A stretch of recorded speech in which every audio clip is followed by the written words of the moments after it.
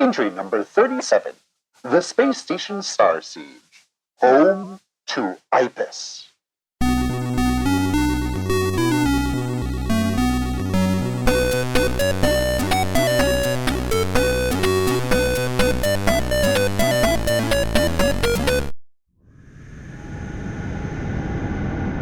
I can look at that leg if you'd like.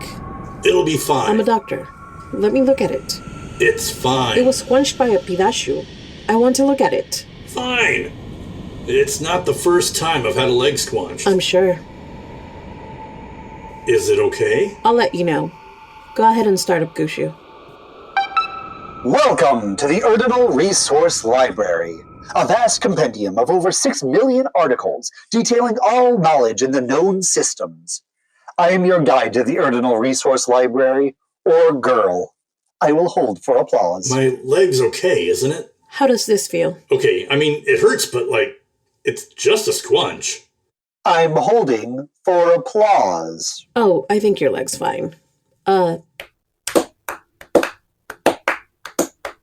Very good.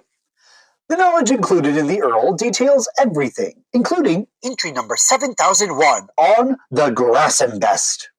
The Grassembest is a large quadrupedal monocot with shaggy green fur. They have 4 slender legs which hold up, somewhat miraculously, their bulbous body, into which their head fuses seamlessly. They have deep, soulful eyes as well.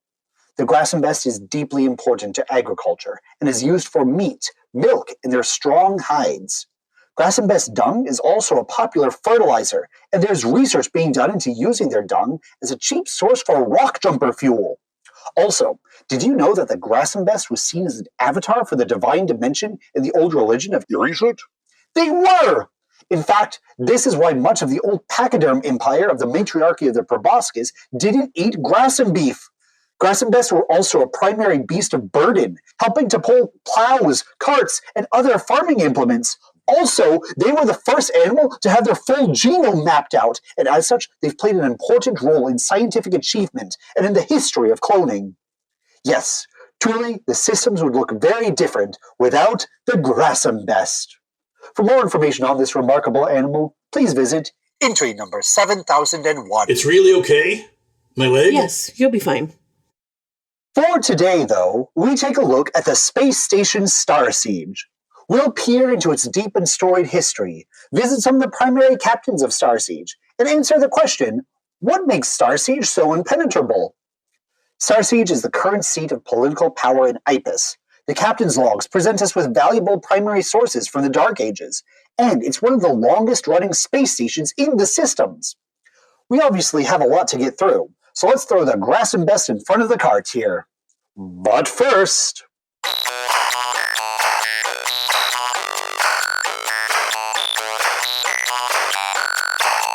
let's review! IPUS is the interstellar parliament of the Urdinal systems. It is split up into 4 branches of government. The Solus of the Oid Truss, the Imperium of the Arthe Truss, the Brachium of the Owto Truss, and the Lingui of the Day Truss. IPUS is a good government which tries really, really hard. Please be impressed by this. Please, oh please.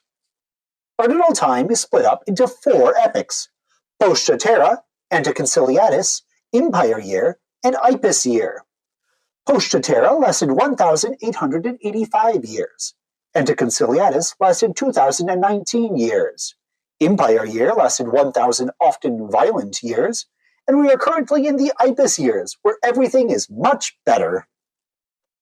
The main unit for space travel is the light year, which is the distance light can travel in a year, roughly 2,102,377,778 decimeters.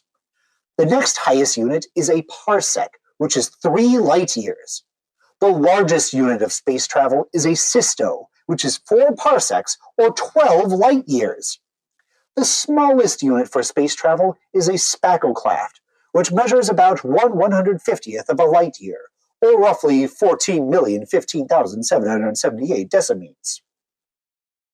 There are 4 classifications of starships. The first is a rock jumper, which cannot survive in the void for long and should only be used for short-range transit between planets.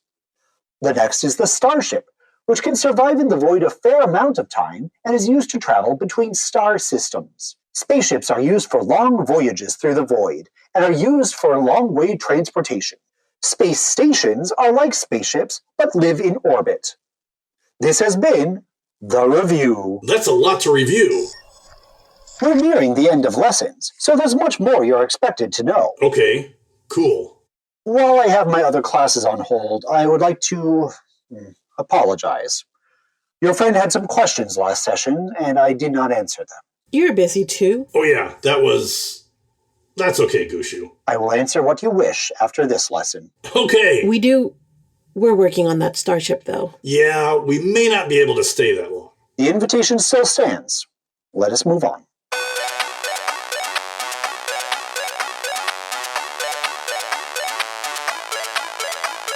The start of the journey. The starship Poohove.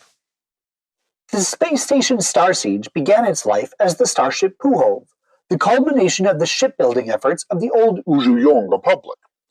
The story of the Poohove begins in 893 Anticonciliatus, when Solubus Orba's birth was first theorized by Urdinal scientists, some 32 years before the Great Mistake. The birth of a star is something rare and beautiful to see, and so the New Star Premium mission was formed to send a group of scientists to Solubus Orba to view either its birth or the early stages of its existence. The ship that would make this arduous 5-light-year journey would be the Poohove, an Urdinal name meaning Ship of Unity. The Poohove was state-of-the-art for the time, with the fastest engines and the best life support that Urdinal could build. I would happily describe the Poohove systems and engines in depth, but because this information is needed to complete the Poohove problem, a popular math problem used on the captain's exam, I am forbidden by IPUS to go into further details. I do know the answer to the Poohove problem, but I just can't say it. You have to figure it out for yourself. But I do know the answer. Please quit asking me to give it away. Before the Poohove launched in 900 Anticonciliatus, though, the New Star Premium mission launched the Dispatch, what we would call a starship. It was a smaller and less impressive ship that was launched at the beginning of 894 Anticonciliatus to act as a harbinger for the Poohove. The Dispatch would try to scrounge up fuel ships in the systems along the route, communicate back to the Poohove and New Star Premium headquarters about debris, solar tides, and other issues that the Poohove may encounter during their journey. It was thanks to the Dispatch that most of the Poohove's journey went smoothly. The Poohove was saved from being caught in the waves of the Sea of Thumbs, and a safe route was able to be mapped through the debris cloud outside of System Pole. Currently, the Dispatch is shipwrecked a few spacklecrafts outside of System Claxton. The Poohove would have taken 56 years to travel the 5 light years between System Stella and System Solubus Orba. Fortunately, the Poohove also launched at the height of the Urdinal Republic, where the Republic spanned from System Phoenix to Poe, with relations open in Bright Dot and, more importantly, in System Tethuya. The breadth of the Urdinal Republic helped the Poohove scrounge up fuel for half its journey, as it was seen as a point of national pride. To assist the Poohove was seen as a civic duty, which helped keep the fuel reserves full, the technology up to date, and the hulls repaired. When the mistake wave hit in 925 Anticonciliatus, the Poohove was blasting its engines about a spacklecraft outside of Astrum's orbit. Fortunately, the Dispatch had already traveled throughout Astrum, soliciting fuel, and Planet Batsy had launched a refueling ship to meet the Poohove. This ship was called the Oid, and in 925 Anticonciliatus, it was in orbit around Batsy, ready to refuel the Poohove when it came to Astrum. 1, 2, do you read? Yeah, go ahead. I'll be back 1. Okay. Go ahead, 6. When the mistake wave hit, all electronic systems on board the Poohove died, including the water recovery systems, the oxygen generation systems, and the thermostats. With these systems gone, the crew of the Poohove had only 3.5 hours of breathable air left in the ship before all 650 people on board would die. The executives of the Poohove spent the next hour coming up with a survival plan, while stoking the growing panic of the rest of the crew. Captain Ernie Wrench 1 insisted that the survival plan be one that would supply food, oxygen, and heat to all 650 people on board. Very quickly, it was determined that the saving grace of the Poohove would be in the plants that decorated the ship. These plants were used for scientific experiments, food, decoration, and, yes, even as an organic means of life support. It's important to remember that the Poohove was the crown jewel of the former Uzhuyong Republic, and that one of the hallmarks of Uzhuyongi architecture was a preponderance of plants. Unfortunately, these plants were scattered throughout the 135 square fathoms of the ship. For reference, this is the area of about 4.5 oddball fields. So the plants had to be moved. Warmth would be supplied by the now dead engine. After all, they still had plenty of fuel which could be burned. This fuel was also fortunately based off of liquid hydrogen and oxygen, which also helped answer the questions of oxygen and water. The final hurdle of the survival plan was determining where to keep all the people on board. There wasn't enough room in any one part of the ship to keep everyone safe, so 3 sections were set up and prepared to be sealed. These sections were the aft fuselage, which would have access to the most heat, the kitchen, which would have access to the most oxygen, and the flight deck, which would be the most comfortable. Each of these sections would be able to house 217 people each. By the time the plan was made, the executives had 2 hours to execute before oxygen depleted and everyone would die. To set up these new communities, the people closest to the new living space would set up plants and fuel heaters in each room. Others would act as scouts and would continue to travel throughout the ship, collect plants, and tell people about the survival plan to get them to one of the new communities. The scouts would wear spacesuits, which would give them 8 hours of life support. However, they also had to last an unknown amount of time until the electrical systems were turned back on. Once the communities were set up, there were still a few questions that remained. First, there was only 6 months' worth of dry supplies to use as food. The next question the communities faced was how to get water. This was much more complicated. The answer was to collect condensation from the surfaces and windows, collect recycled gray water from soil, and to boil and recycle liquid waste. What to do with solid waste was an easier question to answer. Fertilizer for plants! Finally, the biggest question that needed to be answered was how to get electricity again. Without electricity, so many of the needed systems on board the Poohove wouldn't work, and without electricity, survival on board the Poohove would never be sustainable. Fortunately, even though the mistake wave knocked out all electrical systems, electricity was still able to be generated by hand-cranked generators. These generators would eventually help the communities set up grow lights for plants, new water reclaimers, and food printers. In the end, all 650 people survived. Okay, I'm back. Starship issues. What's going on? The quiet ripple destroyed the spaceship. It sounds like everyone was okay, though. Kind of miraculously, yeah.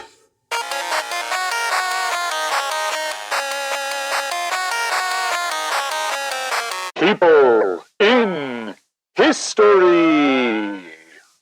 No discussion of Space Station Starsiege is complete without discussing Ernie Rynch. Of course, Ernie Rynch is not 1, but 4 people in history. But 3 of these people were clones, so I'd say it still counts. Sort of. For more information on clones, please visit entry number 1996. Ernie Rynch I was an African elephant born in 511 Anticonciliatus in the city of Korgoth on planet Kletka. When he was 121, 44 years after he reached maturity, Rynch built his first Starship oil refinery.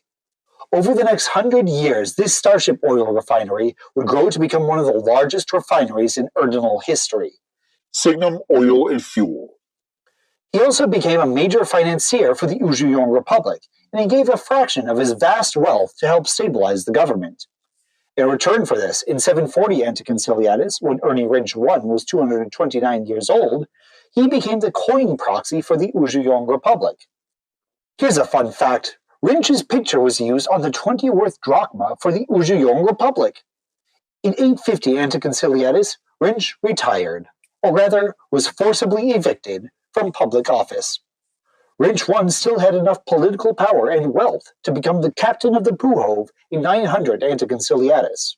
He was 389 years old, and around this time, Wrench 2 was cloned.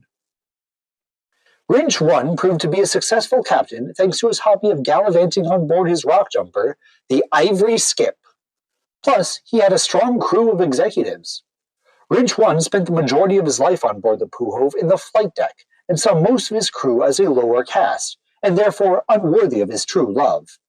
However, he did see his crew as worthy of his protection, hence why Wrench 1 worked so hard to keep all the people on board the Poohove alive during the aftermath of the Great Mistake. Wrench 1 died in 1001 Anticonciliatus, 76 years after the Great Mistake, and left behind a complicated legacy and a vast fortune. He was described by Wrench 2 as a cold, unaffectionate father, and seldom truly happy, and as seen in his captain's logs, Wrench 1's true nature was that of a bull who saw his fortune as God-given, and those who were less fortunate as weaker than he. Wrench 1 was not a very good person, but he was a very rich one. Wrench 2, as we've already stated, was cloned circa 898 Anticonciliatus. He was 27, 50 years away from maturity when the Poohove ran out of energy. He was 103 when his father died and he became captain of the Poohove. Having grown tired of the flight deck, where he spent the majority of his life, Wrench 2 decided to don a spacesuit and visit the other two communities of the Poohove. By this time, each community was self-sufficient. Wrench 2 joined a scouting party and traveled the dead ship, stating in his captain's log entry for that day, quote, "I am not an executive. I am not my wealth. I am not my father. I am a captain." After traveling the ship, Wrench 2 made it his goal to unite the three communities of Poohove. To do that, they needed to bring power back to the whole ship. To do this, Wrench 2 decided to create a caste system where the lower classes would be called switchers and would hand crank electrical generators for work and food. At age 200, Wrench 2 realized that his body was older than he was, and after a discussion with his science officer, Wrench 2 realized what we all know, that clones only live 54% of the lifespan of those they were cloned from. Wrench 2 was dying, so he did the only reasonable thing he could think of. He cloned himself again. Wrench 3 was cloned 4 years later, in 1102 Anticonciliatus. The rest of Wrench 2's captainship was rather uneventful, and he would die in 1163 Anticonciliatus, before the communities would be united. His legacy is equally complicated. On the one hand, he was more affectionate towards the people in Starsiege and to Wrench 3. On the other hand, he created an oppressive caste system.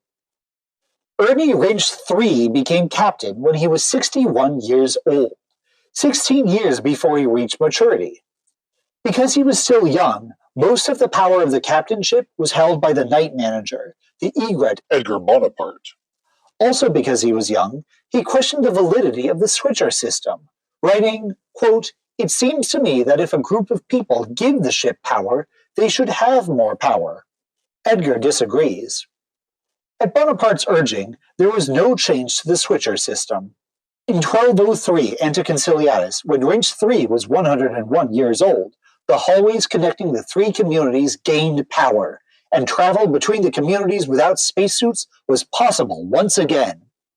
With electricity restored to a portion of the ship, the next crisis revealed itself. Fuel. It had been 280 years since the mistake wave hit, and though they had plenty of fuel when the ship died, they had been gradually depleting the fuel to build fires and provide warmth. So Wrench 3 and Bonaparte got together to develop a plan. The Oid was still nearby, so they would launch space harpoons into the Oid and winch it back into the airlock.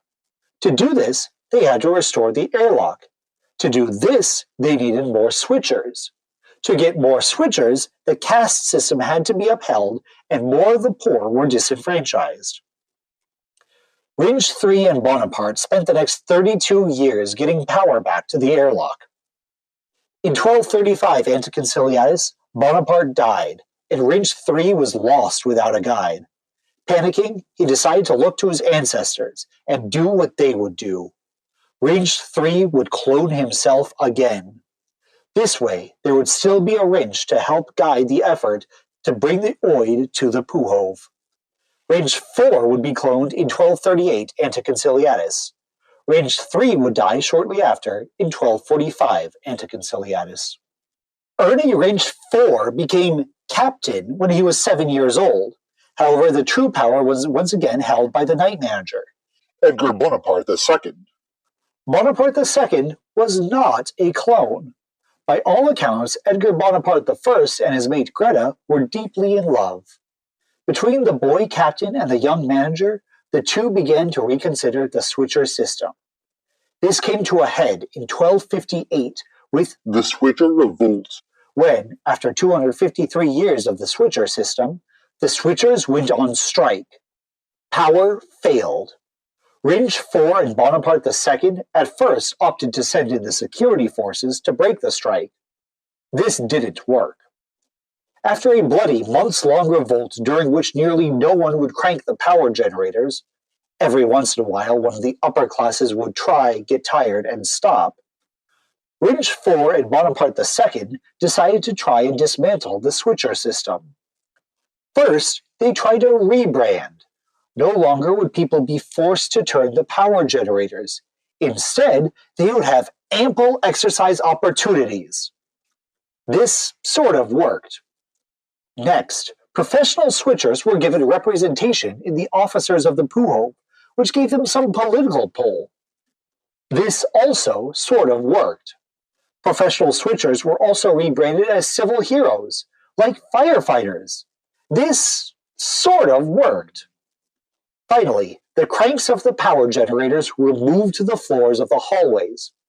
This way, whenever people walked across one of the hallways, they would charge the generators. This was enough to end the revolt, and the switcher revolt officially ended in 1263 Anticonciliatus, 5 years after it had begun. With the revolt over and the system that his ancestors had built dismantled, Wrench 4 decided to focus on the Oid mission. He briefly thought about cloning himself again, but realized that he had already reached the point of diminishing returns on Wrench. While the effort to restore power to the airlock was finished, Wrench 4 and Bonaparte II set up a system of Space Semaphore. in order to communicate the Oid plan to the Oid itself. After all, they couldn't just shoot space harpoons at them. That would be heartless. Ernie Wrench 4 reached maturity and died in 1315 Anticonciliatus. The Oid mission was not completed. Ernie Wrench and his clones were captains of Starsiege for a combined time of about 975 years. They would live through the founding of the GUrRL Republic, its collapse, and its rebirth as the Semitron Republic. Their legacy is complicated at best. However, by the end of Wrench 4's life, he was at least trying to do the right thing. The captain's chair of Starsiege is still called Ernie's Seat, and a statue of all 4 Ernie Wrenches has been erected in the center of Starsiege. For more information on Ernie Wrench 1 through 4, please visit entry number 252. Question time! Who was the longest-running captain of the space station Starsiege? Abe. Ernie Wrench. Elf. Edgar Bonaparte II. Francis Uni. Art. Rosemary Svalbard. Some of you may be wondering about star points. We are still accepting star points as tender for Urdinal Resource Library merchandise, but we're going to try and phase out the system. I got caught up with that, what do you call it? Evufon? I kind of did too.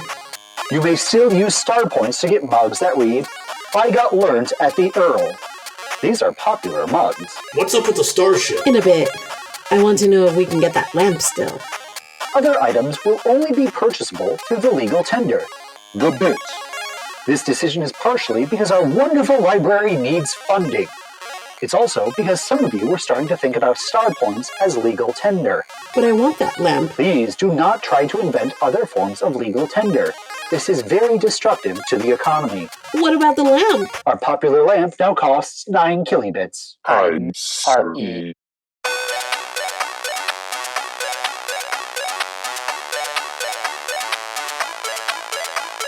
The trussing of Starsiege. We are fortunate to have plenty of information on the evolution of Starsiege throughout the Dark Ages, both through the detailed captain's logs and through the physical trusses. By the end of the Anticonciliatus epoch and the start of the Empire system, all of the trusses of Starsiege would be in place. Let's take a look at each truss and how it was built. The first of the trusses was built onto the Poohove by Captain Bonaparte II, shortly after Ernie Ridge IV died. On 13 Rafusi 1321 Anticonciliatus, Bonaparte II set into motion the Oid mission and oversaw the launching of the space harpoons into the fuel ship Oid.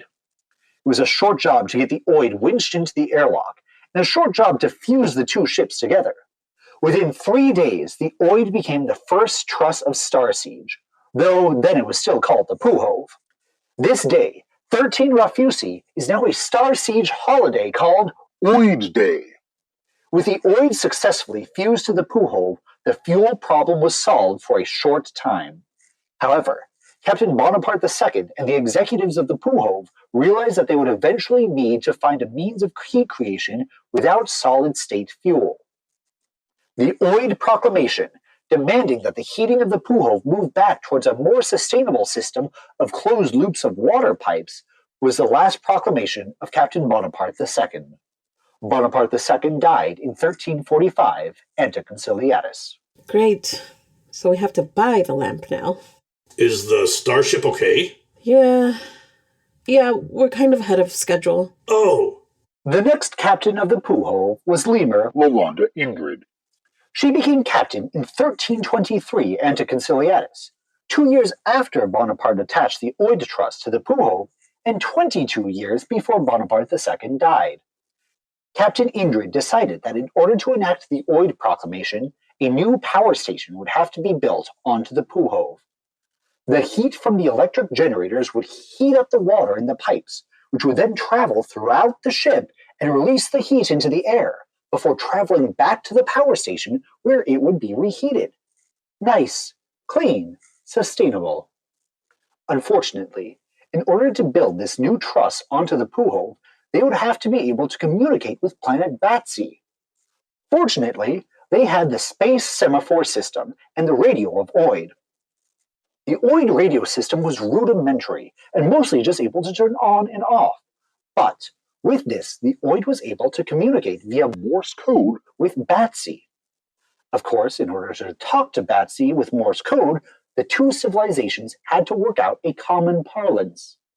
Luckily, there was a linguist on board the Poohove, Prairie Dog Communications Officer Pablo Owto.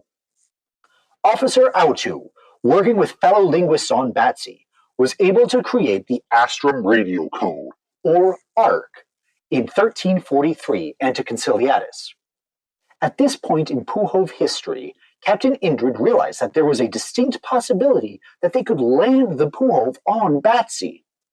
In her logs, Ingrid states, quote, "We could once again walk amongst the rocks and trees. We could frolic in fields and play in prairies. However, this isn't my decision to make. It's not even the officer's decision. It is the decision of the nearly 1,000 people on board this ship. We must hear from the people. We must take a vote." So, much to Ingrid's credit, the very first vote of the Poohove was taken in 1350 Anticonciliatus. They decided to stay in space, and, using the ARC, the Poohove was able to communicate a plan to have Batsy build and launch a solar and cosmic wind power generator to attach onto the ship. This ship, the Arthe, ARC for debut, was the first of many rock jumpers that Batsy and the other planets of Astrum would build for the Tack Line. It launched in 1415 Anticonciliatus and attached itself onto the aft fuselage. With this power station grafted on, life support systems could be built, and the population of what would become Starsiege would thrive. If we're ahead of schedule... We're going to have to work hard, but we may be done in maybe 3 weeks. Wow! It was 100 years before planning for the next truss began. In 1515 Anticonciliatus, the tack line brought to Thuya, then called Tehanu, Estrom and Claxton all together in a line of communication through fast-moving rock jumpers. And eventually, the tack line would also act as a communication line between the Kingdom of Sari and the Semitron Republic. Thanks to the Oid and Arthe trusses, the Poohove had also managed to become self-sufficient. No more fear of life support failure, no more fear of fuel depletion, and no more fear of food shortage. Captain Indrid died in 1498 Anticonciliatus, and as her final decree as captain, Indrid held a vote to determine who would replace her. The entire population of the Poohove voted, close to 1,500 people, and the next captain to be voted in was Pedro Owto, the great-grandson of Officer Owto, who created the Ark. Captain Owto decided it was time to treat the Poohove not as a derelict spaceship, but rather as a sovereign dwarf planet. This meant that a Poohove Constitution had to be drafted. The Constitution described a parliament which would be voted on by the people once every 3 rotations around Astrum.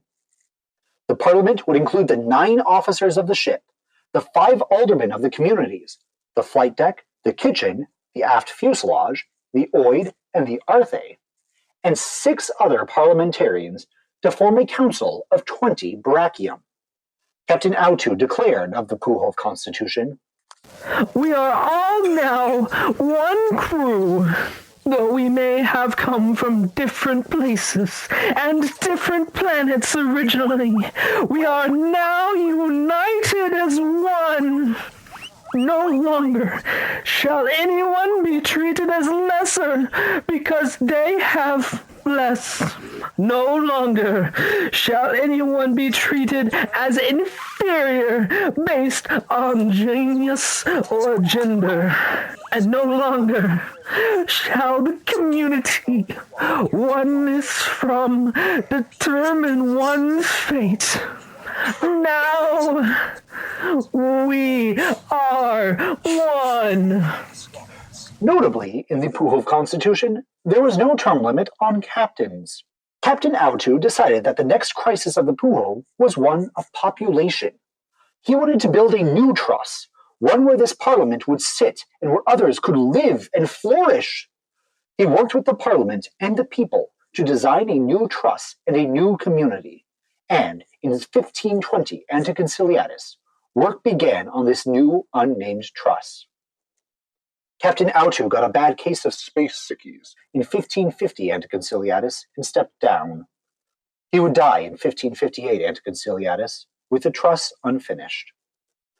After Captain Owto, the Red Sea urchin Captain Francis Vvinni took over. Captain Vvinni would be the longest-running captain in the history of Starsiege. The truss was completed under Captain Vvinni's watch in 1575 Anticonciliatus. It would be named Owto after the architect of the truss and the Poohove Constitution. 3 weeks. That means... I'm sorry, are you two listening to the story of the trusses? Yeah, we're listening. What was the name of the previous truss? Owto. It is Owto. I mean, if I have to buy the lamp, what's the point? I will send you the lamp free of charge if you answer the test correctly. A free lamp? A free lamp? Yes. Please pay attention. I work really hard on these entry summaries. Sorry, Gushu. I just like being appreciated. Time rippled onwards, and much happened. The reign of Captain Vvinni, the Solar Blight, the Planets' War, which ended with the First Treaty of Starsiege, in 1903 Anticonciliatus, the Magic Plague, the Great Astrum renaming, when Astrum was united as one system and its naming of celestial objects was normalized for simplicity. During this time, the Poohove was renamed to the space station Starsiege. That's important! The Svalbard simulcast, the first Nori Yor games, the League of Planets re-established, the War of Barks. That didn't affect Starsiege, but it was still important. That's a lot! What's important is that in the over 425 years since the building of the Owto Truss and the building of the next truss, Starsiege became 1. The space station Starsiege, and 2. A bustling urban hub. This brings us to the end of the Anticonciliatus epic, and The last time wave. during the last time wave, the spectacled bear, then Captain Ukuku, saw a future where a new truss was planned to be built onto Starsiege. He wasn't able to see the completion of the truss, however, because in that timeline he was assassinated. When time reversed and the wave subsided, however, Captain Ukuku found plans for the new truss, as well as a new set of captain's logs from the time wave timeline. Apparently, the new truss hadn't been completed because after Captain Ukuku's assassination, Starsiege had entered into an apocalyptic epic. This is a whole other story, and for more information, please visit entry number 71 on The Last Time Wave. I keep forgetting about time waves. We have them too. Yeah, but it's not the same with us. After the last time wave, new systems and new technology were built onto Starsiege, one of which was the Svalbard Institute for Performing Arts. We don't know who built this institute, but it's nice that it was built. Captain Ukuku had to navigate this new Starsiege and attempt to unite the new members of the space station who had been born in the last time wave. More importantly, Captain Ukuku had to try and avoid the collapse of Starsiege.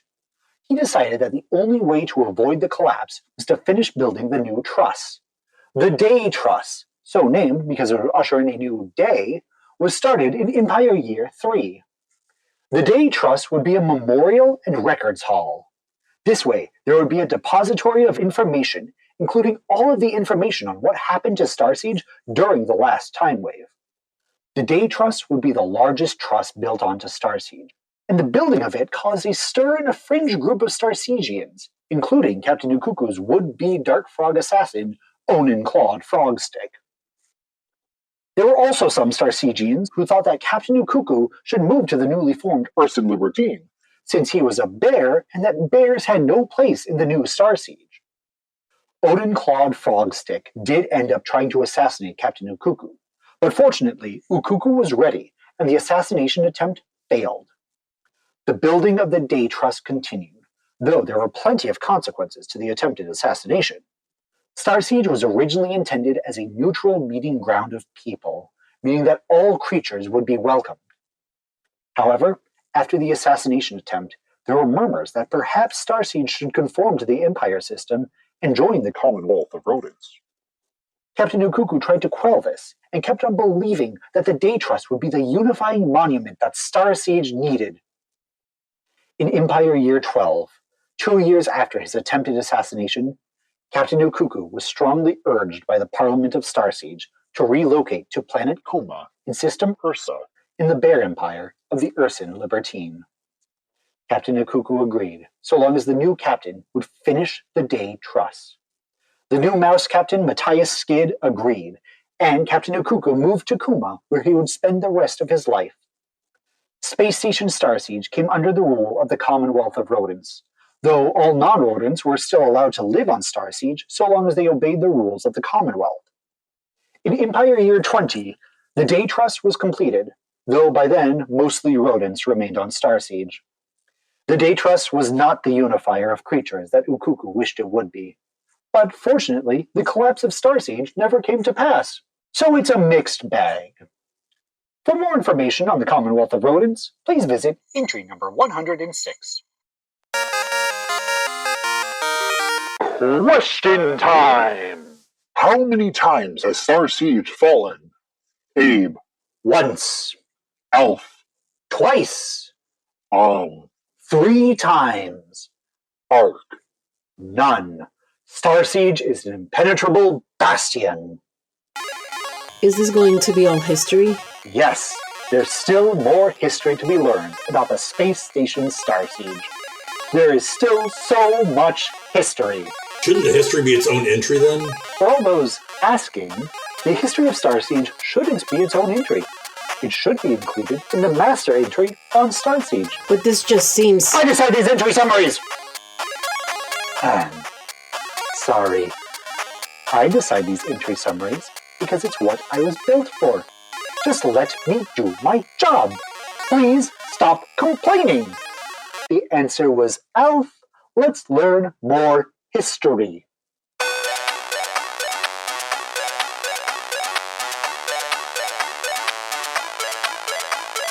The Starsiege Subterfuge. Much like Astrum, Starsiege remained neutral throughout the 106 years of the First Grand Urdinal War. Even if battle came to Astrum, Starsiege had built itself up to be nigh impenetrable, and because of this, Starsiege had once again opened up to become a meeting ground between the different empires who called Astrum home. Around this time, Starsiege had also become the bearer for Standardized time. Starsiege remained in neutral territory when the Second Grand Urdinal War began in Empire Year 744, and became a popular defection spot for those who didn't wish to fight. Once the combined Commonwealth was formed by the rodents, pachyderms, and rabbits in Empire Year 790, Starsiege was the natural choice to be the seat of political power. Starsiege remained open to all creatures, however, and when Macaw scientist Urdinal broke through the cat wall to create the Molted Republic in Empire Year 801, Starsiege was once again the natural choice to be their seat of power as well. For a little over a decade, Starsiege remained peaceful, but war would find Starsiege, and it would be bloody. The fall of Starsiege began with the Empire Year 783 capture of Tethuya by the Aft Empire of Cat. This helped them infiltrate the Central Cathedral province, as well as get access to the Urdinal Resource Planetary Library on planet Zhangya. With access to the Urpal, the Aft Empire of Cat had access to the plans for Starsiege. Armed with this knowledge, the Cat Armada, helmed by the Marauder Himgrun Honu, flew from System Tethuya to invade Astrum in Empire Year 815. The fall of Starsiege was bloody. Panicked Starsiegians fled from the space station, and the Cat Armada blasted their escape pods out of the void. Meanwhile, the force on board the Himgrun Honu invaded the ship's interior and captured or killed as many Starsiegians as they could. The Starsiege security force was no match for the organized Cat Armada, and it only took a few days for Starsiege to fall. Within a week, System Astrum had fallen to the Aft Empire of Cat. To go into detail about this period of time would be gratuitous. What is important is that a third of Starsiegians lost their lives. What is important is that half of the Starsiegians that were captured were forced to live as second-class citizens in the Alphet Kem, and that many of these people would later die due to lack of health care or poor working conditions. What is important is that only 17% of all Starsiegians made it away to safer ports. As the war raged on, and the true Cat Sultanate of Cat emerged, the plan to retake Starsiege started to form. The Starsiege Subterfuge, as this plan was called, was masterminded by the brilliant sloth strategist Brady Brown. Brown worked with creatures throughout the systems, from the Precipice of Thorns to that rebellious faction of cats known as the Emu Resistance. The Bone Crushers can be good? Bone Crushers. The workings of the Subterfuge are complicated, and a full explanation can be found in its entry, number 465. The basic idea concocted by Brown and the Starsiege Commission was this. They would engage in a number of doomed skirmishes which would act as smokescreens. While the deadly Cat Armada was fighting forces in, say, System Doyle, another, smaller group would install undercover agents throughout Space Station Starsiege, which would then work with Emu to unite the people and pinpoint weaknesses in Cat defense. It took 30 years of espionage to successfully execute the Starsiege Subterfuge, when, in Empire Year 945, a small fleet of Semitron ships teleported into Astrum space while the secret agent shut down key communication and security systems on board the space station. At the same time, attacks were planned in systems Tethuya and Hugo, which distracted a large swath of the Armada. For the second time in its entire history, Starsiege fell. Only this time, it was into the claws and fins of the Starsiege Commission. Within a week, Astrum had fallen out of control of the true Cat Sultanate of Cat. Astrum would become a demilitarized zone between the conspirators of the Starsiege Commission, the Semitron Republic, the Aquatic Federation, and the Precipice of Thorns. Space Station Starsiege became a neutral meeting ground once more, though this time a retainer of warships was held in System Astrum to avoid a future attack. This fortification proved to be in vain, as the true cat Sultan of Cat launched a successful attack on Astrum, which resulted in the destruction of Julius, Batsy, and Proxima. However, Starsiege never again fell. Question time! When did IPUS begin? Abe. IPUS Year 1! Alf. IPUS Year 3! IPUS Year 48? Ark. IPUS Year 45? Answered. I think the plan is to finish the starship in 3 weeks, which we may have to skip Gushu time next week. Oh. It'll be okay. And then we can continue with the mission. Yeah, I'll just miss Gushu, you know? I'm sure there are other Gushus out there. And hey, maybe we can visit the Stasi on our own. Yeah. So, only 84% of you got this right. Maybe we should have reviewed this. The correct answer was clearly Abe. I got it right. I'm reassigning some of you the IPUS entry to listen through. We'll move on for now.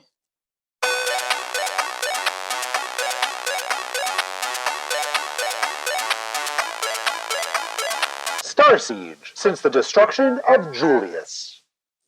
When IPUS was first formed in IPUS Year 1, the 3 beginning systems had a decision. Should the capital to this new parliament be the existing Starsiege, or should it be the brand new space station, the Sapphired Rotunda? The people of IPUS chose Starsiege, of course, due to its central location and its nigh impenetrability. In IPUS Year 48, with the official end of the Empire system, the Starsiege Unidaki for Culture and Science, or SUX, was built. SUX was built onto the Owto truss, and it was meant to be one of the largest Unidakis ever. This was 45 years ago. SUX is indeed very large, and because of the effort of Makadin Ari Gakanji, many great professors work there. The Mustel School of the Arts, the Ernie Ridge School for Leadership, the Francis Uni School for Captains, the Law Center, the School for Medical Arts. All of these are top-rated by the IPUS Center of Education. The Good School of Fantastic Dentistry is not one of their better programs, though, and you'd be better off going to the Kletka School for Medical Arts. For more information on SUX, please visit entry number 243. Though the main office for the Julius reconstruction effort is located on Yerorang, on Julius Prime, a secondary office is located in Starsiege.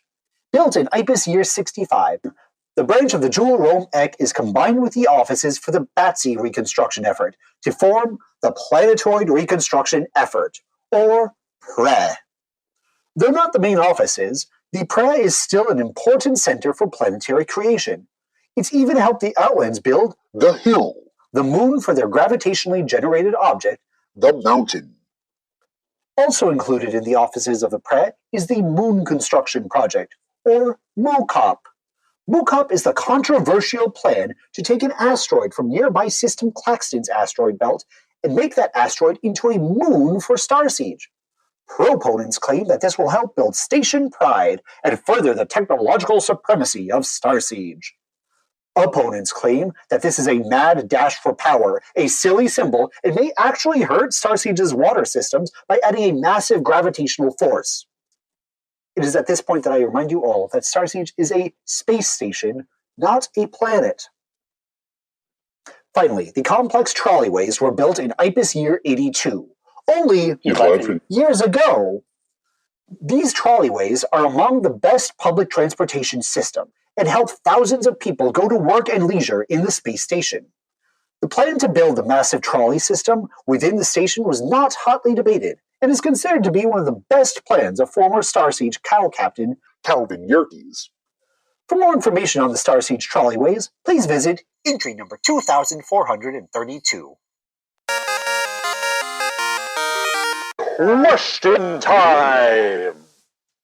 What is the name of the Starsiege security force? Abe. The Owto Defense Brigade. Alf. The Starsiege Security Force. The Gruppenhagen. Ark. The Tuffers. I feel like we should be done by now. We're mostly done. Yeah, we just have a starship to build. We've been working on that for months. Why the hurry now? The answer is ALF. The Starsiege Security Force is called the Starsiege Security Force. Here's a fun fact, though. The Owto Defense Brigade, the military force which keeps IPUS safe, wasn't named after Captain Pedro Owto, but rather after his grandson, Pascal Owto, who was a laser pioneer. Aren't you tired of being on this rock? I want to start experiencing these worlds, not just learning about them from a distance. Pascal Owto perfected the laser cannons on board Starsiege, and these cannons are still in use today. True, they weren't very effective against the fast-moving marauders of the Cat Armada, but many weapons aren't effective against the Cat Armada. So the laser cannons of Starsiege are still effective. Yeah, I'd like to see this place too, but, it hasn't been bad here, has it? I've enjoyed our time together. I haven't enjoyed being stuck on a lifeless rock and eating from the food printer. Yeah, that's a good point. In closing, the Owtos were an important family. In fact, we haven't even touched on the powerful prairie dog alderman, Patricia Owto. She's a whole other complicated story. Entry number 281.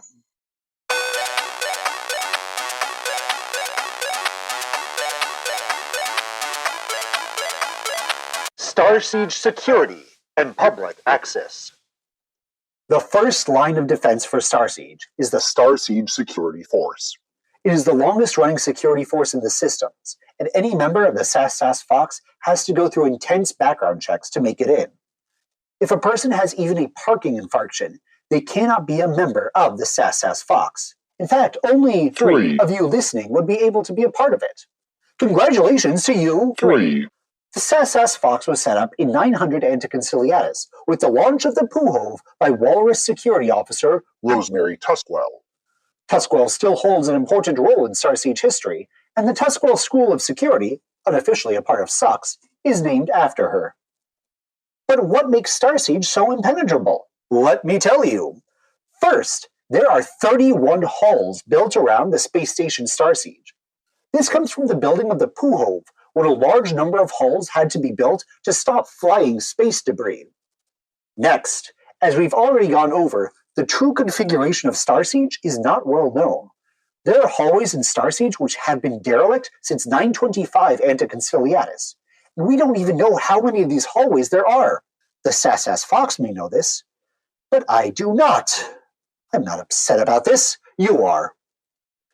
Also, due to the nature of how Starsiege grew, there are hallways which lead nowhere, and which were built just for the use of spare parts. The halls of Starsiege also include cat and rodent passageways, as well as the supposedly secret tunnels of Ernie Wrench. Apparently, Ernie Wrench 1 built secret tunnels into the Poohove to store some vast vaults of gold. The final architectural flourish which makes Starsiege impenetrable are the cracks of Starsiege. There are multiple airlocks, some of which haven't been used since the days of Poohove. The sheer amount of airlocks makes it difficult to know exactly where or how to enter Starsiege, unless you're using Main port, where school trips, tours, and traders enter.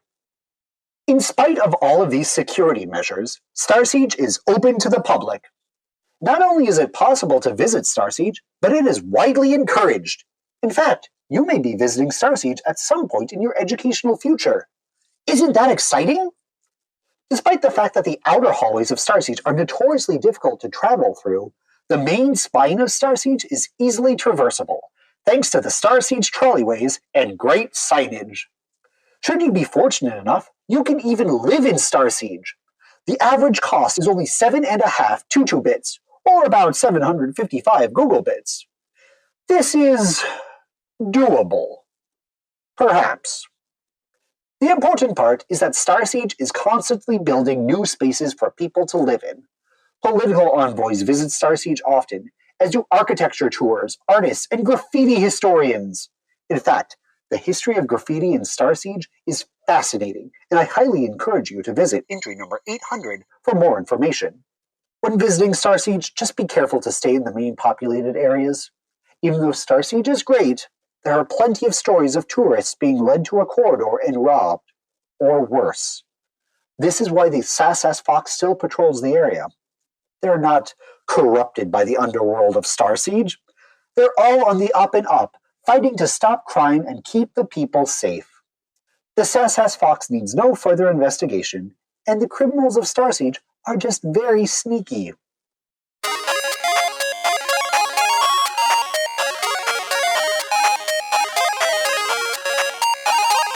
Test time! 1, Why was the starship Poohove launched? 2, How do we have so much information on Starsiege during the Dark Ages? 3, What was the Starsiege Subterfuge? 4, Why was Starsiege chosen as the seat of power for IPUS? 5, Give one reason why Starsiege is mostly impenetrable. We'll still spend time with each other on the starship, though.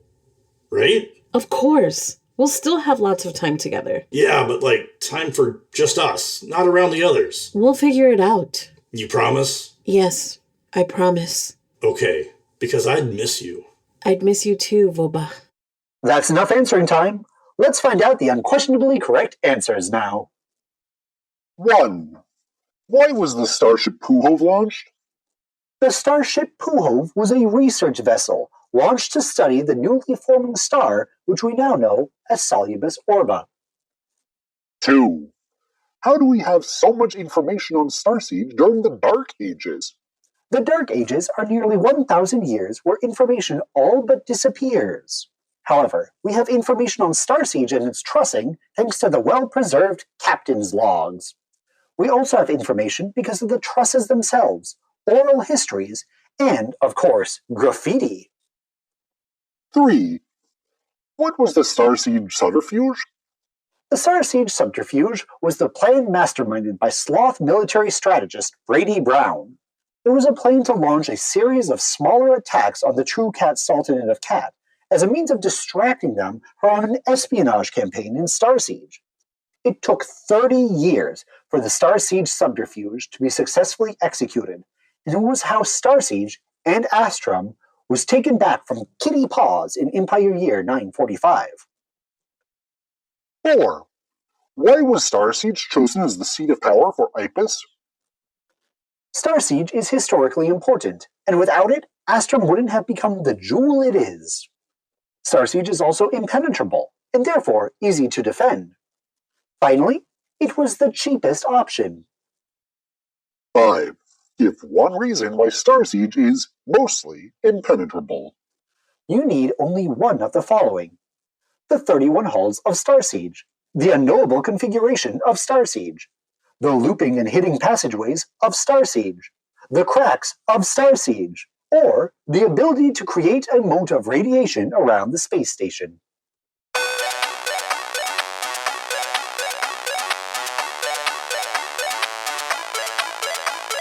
Our journey ends here.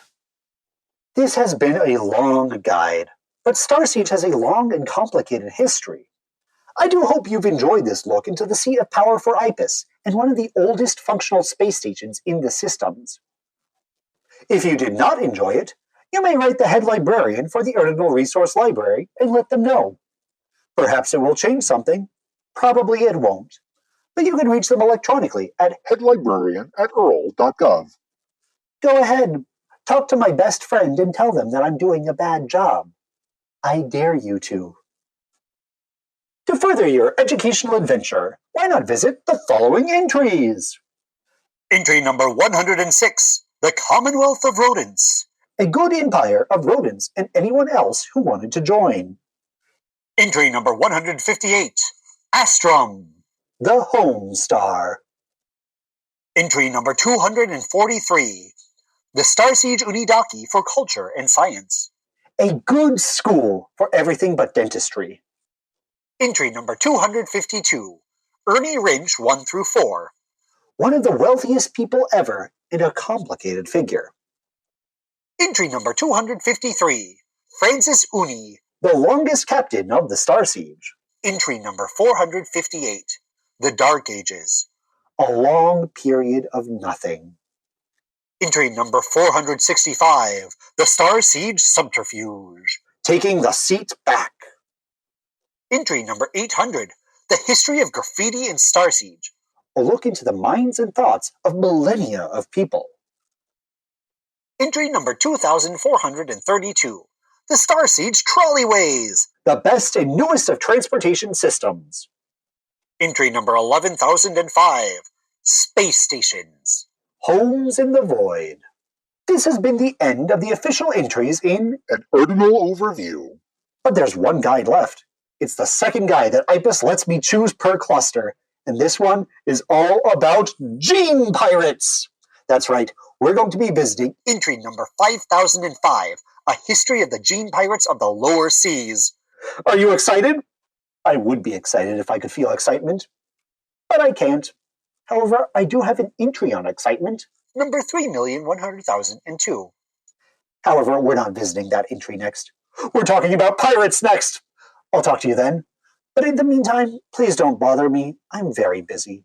Now, goodbye, goodbye.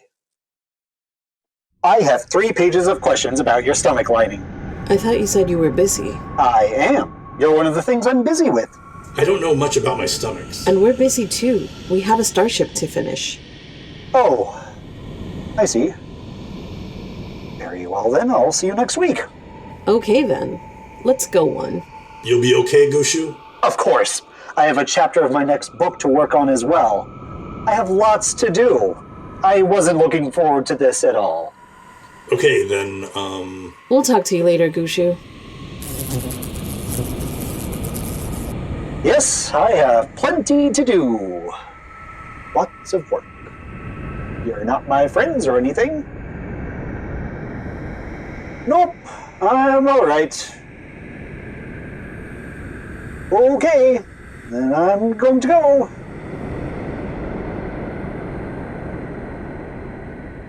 Bye.